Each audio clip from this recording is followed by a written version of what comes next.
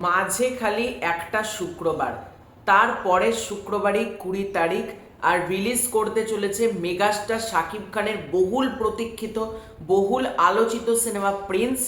হাতে মাত্র আর 13 দিন।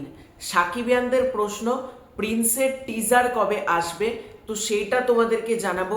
এছাড়াও প্রিন্সের রান টাইম কত, মানে প্রিন্স ছবির এক্স্যাক্ট রান টাইম কত হতে চলেছে সেটা স্বয়ং ডিরেক্টর আবু হায়াত মাহমুদ নিজে জানিয়েছেন। সবটাই তোমাদেরকে আজকের এই ভিডিওতে জানাবো।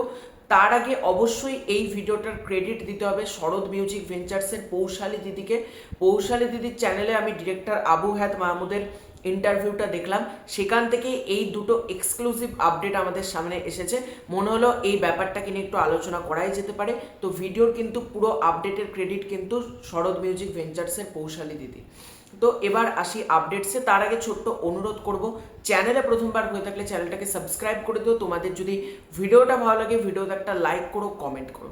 যেটা বলছিলাম, প্রিন্স ছবির টিজার এক্স্যাক্টলি কবে আসছে এটা কিন্তু ডিরেক্টর আবু হায়াত মাহমুদ নিজেও জানাননি, মানে অমুক তারিখে আসছে। অর্থাৎ যেটা জানতে পারা যাচ্ছে সেটা হচ্ছে বিভিন্ন জায়গা থেকে যে ডেট দেওয়া হচ্ছে, 5 তারিখ আসছে, 7 তারিখ আসছে, 10 তারিখ আসছে, এগুলো কিন্তু কোনো সত্যি ডেট না। কেউ নিজের মতো নিজে প্রেডিকশন করে ডেটটা পোস্ট করে দিচ্ছে, এটাই যা। এখনো পর্যন্ত এক্স্যাক্ট ডেট কিন্তু প্রিন্সের কবে টিজার আসবে সেটা কিন্তু ডিরেক্টর আবু হায়াত মাহমুদ জানাননি। তবে আমার যেটা মনে হচ্ছে আর 3-4 দিনের মধ্যে কিন্তু টিজারটা দিয়ে দেওয়া উচিত। মানে যদি আজকে পারা যায় তো আজকে দিয়ে দিলে আরো ভালো হয়, কারণ অনেক দর্শক কিন্তু অপেক্ষা করছে যে এবার টিজারটা আমরা দেখতে চাই। এবং প্রিন্স ছবি রিলিজের আগে ডিরেক্টর আবু হায়াত মাহমুদ জানিয়েছেন ক্যারেক্টার পোস্টার, এছাড়াও প্রিন্স ছবির থেকে 2টো গান, টিজার, ট্রেলার সবই আসবে। অর্থাৎ ট্রেলারও কিন্তু তারা প্ল্যানিং করছে। এটা কিন্তু ডিরেক্টর আবু হায়াত মাহমুদ নিজেই জানান যে ক্যারেক্টার পোস্টার, টিজার, ট্রেলার, গান সবই কিন্তু তারা আপলোড করতে চলেছে, যেরকম প্রমোশন হয়। এবং খুব ভালো করেই তারা কিন্তু কন্টেন্টগুলো দেবে। খালি অডিয়েন্সদেরকে বা সাকিবিয়ান যারা রয়েছে একটু অপেক্ষা করতে বলেছেন তিনি। দেখা যাক এই অপেক্ষাটা কতটা দীর্ঘ হয় এবং কবে আমরা আলটিমেটলি গান, টিজার, ট্রেলার, পোস্টার্স এগুলো পাই। এবার যদি আসি প্রিন্স ছবির রান টাইমকে কেন্দ্র করে, দেখো তাণ্ডব ছবির রান টাইম ছিল 2 ঘন্টা 10 মিনিট মতন, বরবাদ ছবির রান টাইম ছিল 2 ঘন্টা 20 মিনিটের কাছাকাছি, তুফান ছবির রান টাইম ছিল 2 ঘন্টা 25 মিনিট মতন।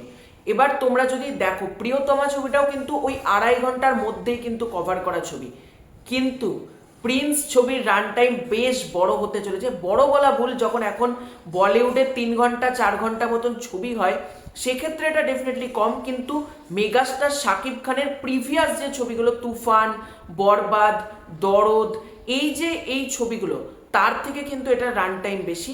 এই ছবিটার রান টাইম হতে চলেছে Prince once upon a time in ঢাকার 2 ঘন্টা 40 থেকে 45 মিনিট, অর্থাৎ প্রায় 3.25 ঘন্টার কাছাকাছি এই ছবির রান টাইম হতে চলেছে।